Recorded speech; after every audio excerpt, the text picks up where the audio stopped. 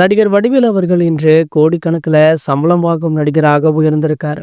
அதற்கு முக்கிய காரணமே கேப்டன் விஜயகாந்த் அவர்கள் தான். ஆனா அந்த நன்றியை மறந்துவிட்டு அவரையே எதிர்க்கும் துணிச்சல் வடிவேலு அவர்களுக்கு வந்ததுதான் ரொம்பவே ஆச்சரியமாக இருக்கு. அதன் காரணமாக அவர் பட்ட கஷ்டம் கொஞ்ச நஞ்சம் கிடையாது. சினிமாவை விட்டு சொந்த ஊருக்கு போய் பல வருடங்கள் கழித்து தான் மீண்டுமே வந்திருக்காரு. இதற்கு முக்கிய காரணம் அப்போது திமுக கட்சிக்கு ஆதரவாக அவர் பிரச்சாரம் செய்ததுதான். வடிவேலு அவர்களை பகடக்காயாக வைத்து கேப்டன் ஓரம் கட்ட பல சதி வேலைகள் நடந்தது. அதற்கு விலை போன வைகை புயல் அவர்கள் பிரச்சாரம் அப்படின்ற பெயர்ல தன்னுடைய வன்மத்தையுமே தீர்த்து கொண்டிருக்காரு. அதிலுமே ஒரு ஆதாயம் இருந்திருக்காம். சோ அதாவது அந்த தேர்தலில் ஜெயித்து விட்டால் உங்களுக்கு எம்பி பதவி தருகிறோம் அப்படின்னு திமுக தரப்புல இருந்து சொல்லப்பட்டது. ஆனால் அவங்க அப்போது தோல்வியை சந்திச்சிட்டாங்க.